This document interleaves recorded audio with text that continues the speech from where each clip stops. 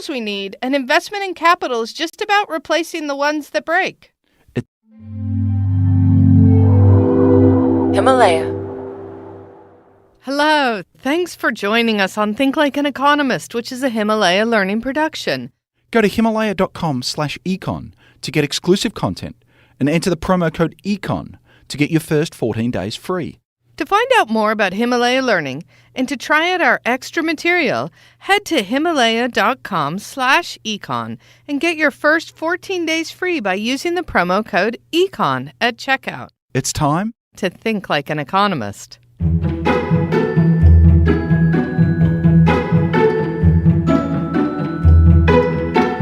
We're going to tell you the tale of two nations, both of which were pretty poor 75 years ago. These two countries are right next to each other. They share the same language and culture. 75 years ago, most people got by as subsistence farmers, meaning they only grew enough to feed themselves. And then in the space of just a few decades, their fates diverged. One of the countries became one of the most technologically advanced places in the world, while little has changed in the other. The result is an average income of $44,000 in the southern country and of just $1,700 in the northern country. Wait, is this a true story? Yep, we're talking about North Korea and South Korea. Yeah, that would fit. What happened is that over these 75 years, South Korea invested a lot in capital goods. They're the tools that workers can use to make more and better products. It also became one of the most educated countries in the world. Investing in people and capital goods led to the enormous economic growth that means today South Korea is much wealthier and technologically advanced compared to its neighbor in the north. Economic growth is the subject of this week's Think Like an Economist, with me, Betsey Stevenson. And I'm Justin Wolfers. We're teaching you the super tools of economics that will help transform your life and the world. Nastaran Tavakoli-Far is with us. This example of North and South Korea is really interesting, as South Korea has transformed so much in the space of several decades. But if we look at the longer arc of human history, for most of that time, people were really poor. That's right. For pretty much the last million years, people were hunter-gatherers, living a hand-to-mouth existence. The main focus of life was finding enough food to eat. Things got a little better when people started farming around 12,000 years ago. People went from spending most of their time finding food to growing food to stay alive. Unfortunately, though, starvation was still common. There were innovations, but they rarely led to sustained economic change because political systems were designed to keep any extras in the hands of an elite few. This sounds really bleak. Economists have actually tried to figure out GDP for this period in our history. They estimate that in the hunter-gatherer period, average income was about $200 per person per year in today's money. And it didn't grow that much after the advent of agriculture. Things only really started to move around the start of the 1800s when GDP was about $400 per person per year. Around this time in Western countries, there were some advances in agriculture, such as the use of new machines and new farming methods. By the 1850s, only a quarter of people in Western countries worked in agriculture. You're talking about the Industrial Revolution in the West. That's right, Naz. People started working in factories. The greater output that the Industrial Revolution allowed meant that they could feed themselves and still have time left over to spend doing other things. The arts, science and technology thrived. There were tons of inventions and new products, which also let people produce more and create even more gains. Average income per person worldwide doubled between the early 1800s and the early 1900s. It doubled again by the 1950s, and doubled again by 1975, and then again by the early 2000s. And why is economic growth important? We tend to assume it's a good thing, but why? Well, when a country produces more, people have more to eat, better shelter, more comfort and cleanliness, better healthcare, and more entertainment. Often, even their jobs become more enjoyable. People have resources to spend on things that matter for the quality of life. And they can make investments in education and machinery, stimulating further economic growth. It sounds like we've come so far in the last 200 years. Yeah, and this is because of a really striking mathematical fact, which is that small differences in growth rates can really compound over time and really matter. For example, if we go back a couple of centuries ago, the average income per person in the United States was $2,000, while it was $1,000 in Latin America. But the average annual growth rate in the US was 1.6% over the next couple of centuries, and it was a smidge lower at 1.3% in Latin America. And by this you mean that GDP in the US has grown an average of 1.6% every year? Yeah, and that growth rate means that over the ensuing 200 years, average incomes in the US grew much more than in Latin America. In 1820, the U.S. had twice the GDP per person compared to Latin America. But 200 years later, it was 4 times more. U.S. GDP was around $65,000 per person, but in Latin America, it was approximately $17,000. So you're saying that a small difference of 0.3% per year, year after year for 200 years, has a huge impact. So small differences in growth rates have a big impact when compounded over time. That's right. So after thousands of years of little growth, in parts of the world, life has really transformed over the past 2 centuries. But what exactly goes into growth? When economists think about growth, we're thinking about 2 things: using more of our resources and trying to do more with what we've got. Growth is about people and machines combining know-how to make goods and services. Let's be a bit more formal. There are 4 main ingredients that go into economic growth: labour, human capital, physical capital, and technological progress. And let me guess, labour is people working. Right. So more people working means more can be produced. More people means a bigger pie. Of course, if we have more people, because there's a bigger population, this also means more people getting a slice of that bigger pie. You mean like how China's GDP is nearly 10 times that of Australia? Yeah, Australia's a puny country with more sheep than people. Hey, I think you're confusing Australia with New Zealand. But this is why it makes more sense to scale GDP by the number of people in the population.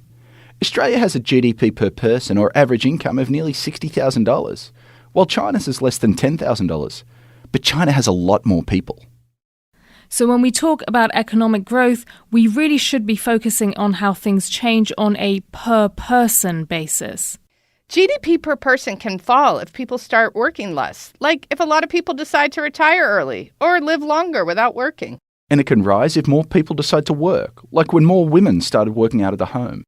So there was a real revolution in the 1970s with more women entering the labor force and working outside the home. A lot of people want to know, what did that mean for the U.S. economy? I've done some calculations, and what I found is that today's GDP is roughly 15% larger than it would have been if we hadn't had all those changes. You know, if women today still work roughly the same number of hours outside the home as they did in 1970.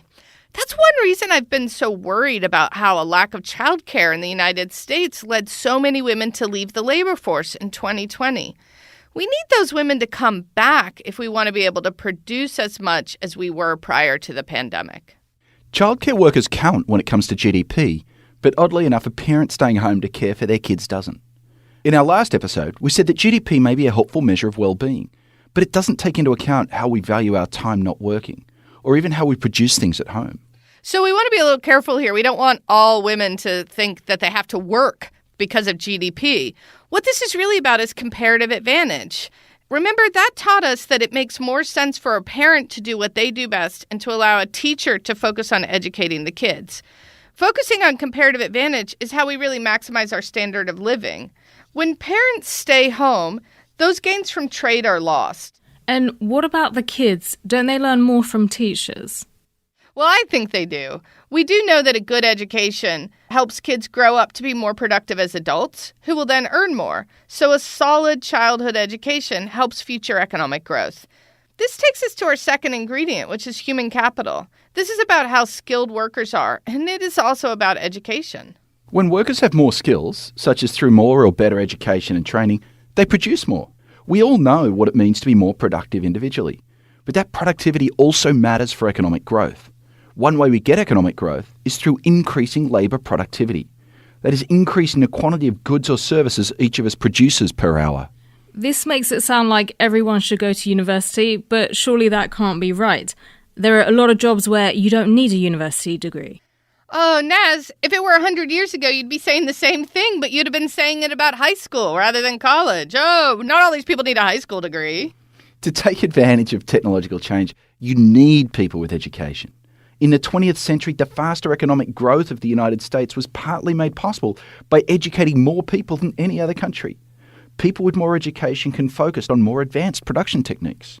We've looked at people and skills, and you've mentioned technology. So I'm guessing the next ingredient is physical capital, like machines. Yeah. Economists talk about the total quantity of physical capital used in the production of goods and services, and we call it the capital stock. It includes machines and tools and factories, as well as infrastructure, which is usually provided by the government. So we're talking about things like electricity networks and telecommunications and roads. Physical capital helps labour, or rather it complements labour, because people can produce more when they have tools and infrastructure to help them. Yes, and businesses and government need to invest in these tools and pieces of equipment. They do that by saving some of their profits and then using this money to invest in their capital stock. In fact, this is such an important topic, we're going to have a whole episode coming up about investment and saving.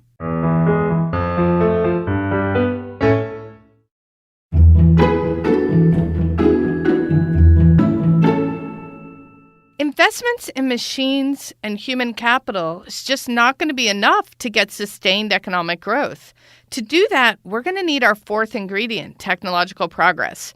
It might be better to think of technological progress as new recipes that combine the other three ingredients. So technological progress is coming up with new ways of doing things or even a brand new idea. So let's explore this by looking at the story of sand. For thousands of years, people used sand to sharpen their tools. Then around 1600 BC, people in Mesopotamia started using sand to make glass. That's an example of technological progress. People innovated and figured out a way to use this input of sand to make something entirely new and more valuable. Now fast forward to the 1960s, and the silicon from sand was first used in computer chips. And as a result, silicon, or sand, has been a key part of the technological revolution of the past 50 years. As Silicon Valley has improved computer chips year after year, each of us has become even more productive. Yeah, this is a really strong example of technological progress and how it's led to such dramatic economic growth over the past few centuries. Food is another example of technological progress. Today, only a small fraction of the world population works in agriculture, but they produce more food than when most people were farmers. Now millions of people can work in science, the arts, and invent new ideas that will lead to even more progress. These days, we constantly talk about innovation as a way to increase economic growth. Is there something special about technological progress compared to the other three ingredients? The beauty of technological progress is that growth can be limitless. Think about it. When economic growth comes from working harder, there's a limit because we each only have 24 hours in a day. And with economic growth that comes from increasing investment in new machines, the problem is that equipment eventually breaks down and will cost money to replace. But ideas don't break down and you don't need to replace them. And so it's possible for ideas to keep generating more economic growth forever. Also, the beauty of ideas is we can share them. If I share my carpentry tool with you, then you can use it to make something, but I can't. But if I share an idea with you, we can both use it at the same time, too. These ideas about ideas are a really big deal. And ideas can also help create other ideas. The invention of glass allowed people to create all sorts of things, from windows and cups to telescopes and microscopes. These have all allowed people to become more productive. So you're saying there's only so much that labour can contribute to economic growth, but ideas are limitless. Yes, we can't just work more hours using more tools indefinitely. Eventually, we humans have to rest, and it just isn't worth working more hours. And we can only manage to use a limited number of tools at a time. And you can't just keep investing in physical capital to get more growth. An important economist named Bob Solow pointed out that the more physical capital per person you have, the less you'll increase output over time. We call this the law of diminishing returns. We do need to keep investing in physical capital, but it's not because we want more and more tools per person. It's that the capital stock wears down and needs repairing or replacing. We call this depreciation. At some point, we have all the tools we need, and investment in capital is just about replacing the ones that break. At that point, your only option is to invest in ideas to further economic growth. So far, you haven't mentioned government. Now, is government good or bad for economic growth? Great question. It can be either. Strong institutions are really important for economic growth. Imagine you have a factory and your rival can just come into the factory and steal all your products and sell them because no one's going to enforce the law. It sounds like property rights are important. That's right. If there are clear rules about who owns something, then that gives you the incentive to invest and work hard. And property rights aren't just about physical ownership. They're about who has the right to do something, like who has the right to use an idea or dissolve a contract. Without property rights, people are reluctant to invest and to innovate, as someone can just take the fruits of your labor from you and no one really knows what the rules are. Government stability is also really important. Political turmoil can make people nervous about investing their money in a country, as you don't know who's going to be in charge tomorrow and if they're going to change things around or maybe even steal resources. Take Argentina, which used to be one of the richest countries in the world. But political unrest slowed growth dramatically over the last 100 years. Are you going to invest your money somewhere if you feel nervous that everything could change in a few days or weeks and you could lose your investment? Probably not. And how about regulation? It seems like people are always complaining about government regulation. Regulation is a double-edged sword. You actually need regulation. But for strong economic growth, you need that regulation to be efficient. For example, a key measure is how easy it is to start a business. The U.S. is one of the fastest countries in the world to start a business. On average, it takes just 6 days to follow the rules and regulations needed. In Argentina, it takes 25 days. So you mean to say that if starting a business is such a hassle, you may just not bother? Exactly. But regulations can also help business and society. Rules can ensure that businesses don't lie to their customers, cheat their workers, and pollute the environment. Smart regulation puts businesses on a level playing field with the standards that people in society want. Government can also help to encourage innovation. This is back to ideas again. For example, government can fund research, which can then be used in ways that help economic growth. You mean like scientific research that's used to develop vaccines, for example, like COVID or malaria? Seems pretty important, doesn't it? And remember how we said the beauty of ideas is that we can freely share them? Well, this can be a problem. What's the point in doing all this expensive research if someone else can use your ideas to make money? Laws and rules like patents and copyrights mean that other people can't use your idea, which gives you more of an incentive to work on trying to come up with the new ideas. To wrap up, we've talked about how economic growth has released humanity from thousands of years of grinding poverty, and why some countries are just so much richer than others, in part due to economic growth. Economic growth is often measured by GDP, but don't let that confuse you. Growth is really about how much happiness we'll enjoy, how much hunger we'll avoid, and how many babies will grow up to thrive. As we try to think about the process that generates economic growth, it can be useful to think about the economy as being like a bakery. It uses a recipe to combine the key ingredients of machines, people, and their skills, and it uses that recipe to produce stuff. Ultimately, it's new recipes that drive growth. Innovation and new ideas are the key to driving ongoing economic growth. If we want more growth, we have to create the right set of incentives for people to develop new ideas. An important way to do that is to have strong government institutions that help foster the production and use of new ideas. And what do you want our listeners to think about over the next few days? In everything you do over the next few days, think about how much more productive you are than your great-great-grandparents were. Then try to figure out why. Is it because of the amount of effort you put in, the number of machines you get to work with, or the effectiveness of those machines through the extraordinary new technologies that you work with? Answer Betsey's question, and you'll see how economic growth has improved the lives of your family over the past few generations. Betsey, Justin, thank you. I'm going to go ponder where we may be in the next 20 or 30 years. Now that's an interesting question, Naz. And today you've learned one big idea. It's that ideas are super powerful. And so that idea, which is an idea about ideas, might be the most powerful idea of all. So meta, Justin. So meta. Thanks for listening. There's a lot more from this show and others like it on the Himalaya Learning platform. Himalaya Learning provides bite-sized courses from world-class thinkers and industry experts for you to enjoy in the app on the go. For exclusive content, including bonus episodes and supplemental materials, go to himalaya.com/econ and enter promo code ECON at checkout for your first 14 days free. Himalaya.com/econ has loads of great shows like ours, so try it out using the promo code ECON at checkout to get your first 14 days free. It's time to think like an economist.